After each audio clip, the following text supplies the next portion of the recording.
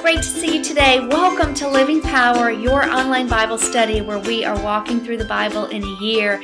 My name is Shannon Mullins, and if you were just joining us, I want to welcome you to the class and tell you how excited we are that you are here. Thank you so much for telling your friends about this class. We continue to grow in numbers every day.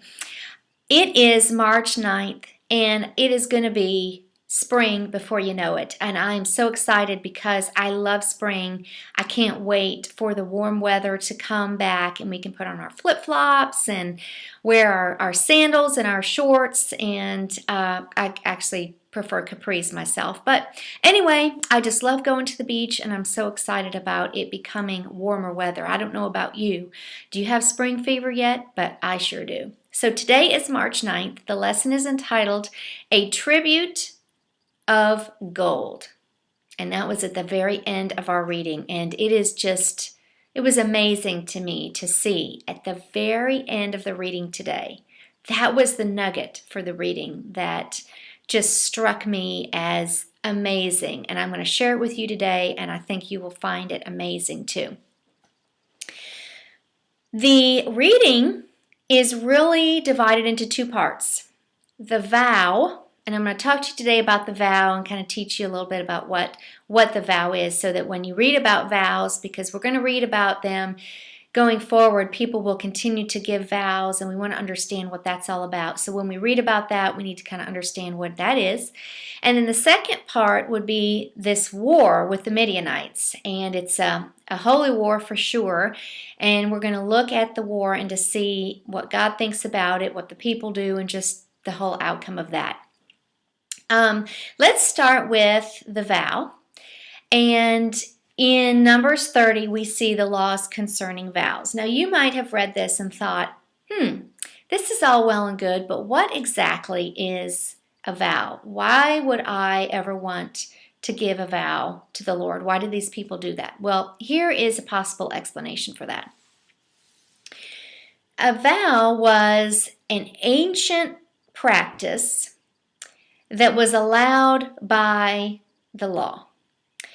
It was where people declared their intention to do things like offer additional sacrifices, a gift on the altar, to abstain from something. Maybe they were going to fast and they wanted to go into a period of voluntary fasting.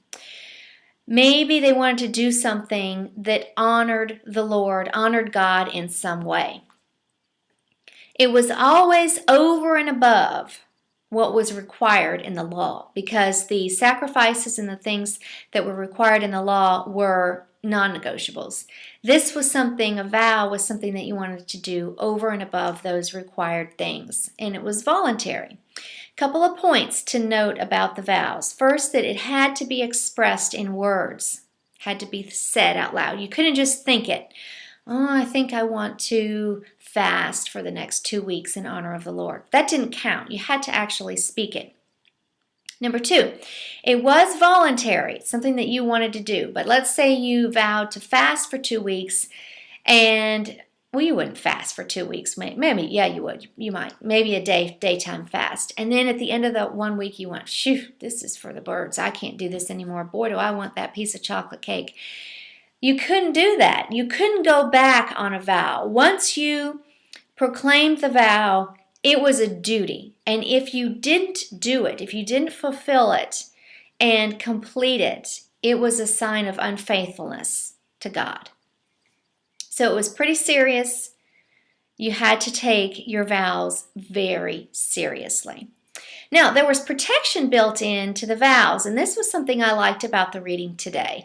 How easy it is for us today to make a hasty statement, how easy it must have been for them to make a hasty vow. So there was some protection for the people that might find themselves in this particular place. Sometimes you might vow something that was not good for you, or sometimes you might vow something out of zeal and excitement and enthusiasm for the Lord that just wasn't in your power to do.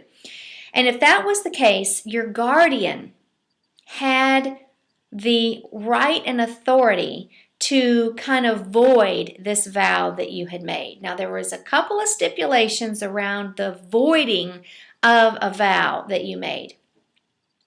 Your parents, so the parent of a child, could void a vow that a child made if they determined that it was hasty. A husband, to protect their wife, could void a vow that the wife had made in haste. It must have been voided that day. Did you notice it couldn't, they couldn't go into it for a week or at a time and then void it out. No, it had to be done that day. And if they didn't say anything, if they didn't object, the parents or the husband didn't object within that day, their silence was, in essence, their approval. So they were approving of this vow. And then after that day, it was in stone. It was something that had to be fulfilled. Now, I did do a little bit of study in some other commentaries, and it was telling me that Jewish writers have said that even though in the Bible here it says that a female child could be protected by their father, it was also true this ability to void the vow was extended to boys, to boy children as well. So it was male and female children. Both boys and girls were protected there by their guardians, their parents. And the boys at age 13 could engage in a vow, and girls at age 12 could engage in a vow. So I thought that was pretty interesting, the ages there. Now, the second thing we want to talk about from our reading is this war with the Midianites. And this is one of many wars that we're going to be reading about, and we'll continue to be talking about them and the fact that they were holy wars. This was a holy war, no doubt. The Midianites were descendants of Abraham and Keturah, which was his second wife. They lived on the east coast of the Dead Sea, and what did they do to deserve this punishment? They led the Israelites into sin, into idolatry, in worshiping this god called Chemosh, and we read about that earlier this week. God was avenging the children of Israel, and Moses was avenging the honor of the Lord, the dishonor that had been brought on him. That is what constitutes a holy war.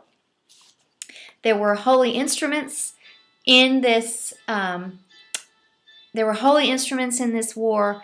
The trumpets was considered a holy instrument, and the ark would not have been carried into battle until later. So when we see that the priests went ahead, they were blowing the trumpets and they were leading the army. Isn't that just a beautiful picture of whenever we go into battle, we must sound the trumpets, and the high priest leads the army into battle. And that's just the appropriate way to go to war.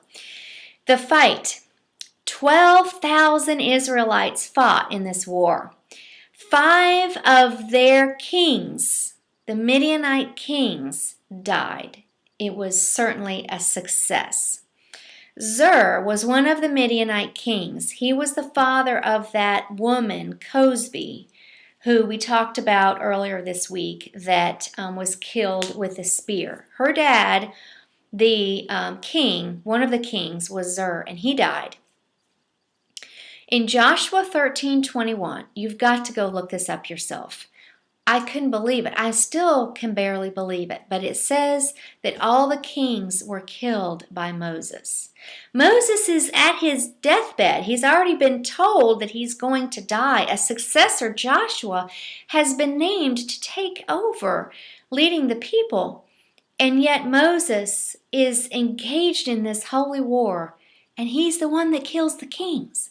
That is amazing to me. It is just amazing to me when God's Spirit fills a person. He equips them to do whatever it is that He is calling them to do. And that is true of you and me today. The people killed all the men and brought the women and the children before Moses and the Lord. What was the response? What was God's response? He was like, how could you let the women live? They were the ones that led my people into this sin. They have got to go. They cannot be spared. Their life cannot be spared. And this is not really hard to understand because these were people who were not God's people. They did not have God in their heart. And we know from the book of Romans, the wages of sin is death. This is justice. This is a just decision. So the women and the boys were killed, everyone except the young maidens. The young maidens were spared. And we learned that there were 32,000 young maidens that were spared and that were given as part of the plunder. Now, did you read about the plunder, the spoils of war? This was so interesting. Before I tell you about that, before I tell you about the plunder, there is one more person that I wanted to mention to you that was killed today. Did you notice in Numbers 24:25, who we have studied him earlier? Do you remember Balaam, the one that talked with the donkey, the one that blessed Israel 4 times, but that was paid with money to curse Israel, the one who had in his heart the desire, the love for money, that he actually gave Balak this idea to lead the Israelites into idolatry and that would be their downfall. This Balaam was killed in this battle, and this was his fate. This was his demise. In Numbers 24:25, it says, he returned home, but he must have come back to get his reward, because here he is being killed on the scene in this battle. His heart had not turned, and his heart was desiring and lusting after this reward, and it's what ended up killing him, and he died in the battle. So that is the fate of Balaam. Now, there's a miracle, a wonderful miracle in the reading today, and it's the scripture that I pulled out for you in Numbers 31:48. Is it 48? 48 to 49. After the battle was over, remember 12,000 Israelite men went into this battle. They were very successful in killing all the men, killing all the women and the boys. They have all of this plunder, and they come before Moses. And the generals and the captains say something that is true, that is amazing. Do you remember what it was? It says, they said, not one Israelite was killed. What they say is, we have accounted for all the men that went into the battle, and not one of them is missing. They are all alive. This is the providence of God, the sovereignty of God. This is Him working. This is Him fighting for His people. Not one of His people was lost. This is the good shepherd caring for his sheep. Not one of the Israelites lost their life in this battle. That was amazing. Now, back to the plunder. I know you've been waiting for this patiently. We talked about the 32,000 maidens. There was also cattle, donkey, sheep, and goats. And God says how to divide this. I've given you a little chart in case you're interested to see. Some of it was given to the priests, some of it was given to the Levites, some of it was given to all the people, the congregation, and some of it was given to the, what was the other part? The men in the battle. Yeah, the men that were fighting. Now, at the very end, I want you to notice the best part of the whole reading, and I've saved it for last. I hope you haven't turned off the video. I hope you're still with me. The generals and the captains, not all of the men fighting, but the generals and the captains, voluntarily gave an offering, gave a gift, some of their plunder to the Lord. Did you notice? It wasn't the cattle, it wasn't the maidens, it was the gold. Gold was part of the plunder, and it came in the form of jewels and jewelry and all kinds of things. 420 pounds of gold the captains gave voluntarily to the Lord. And in one of the commentaries, it says it amounted to over $300,000. They voluntarily gave because their hearts were such that they were so thankful that the Lord had given them this victory. They acknowledged that it was the Lord and that the Lord had helped them to spare the lives of their men, that not one was lost. If you were in that situation, you'd just been in a battle, you were celebrating the victory, you had all this spoil and plunder, would you have wanted to keep it for yourself?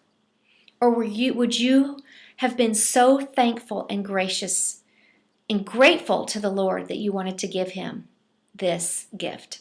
Well, this is what they did. I wonder if we had been in that situation, what we would do. What do we do today?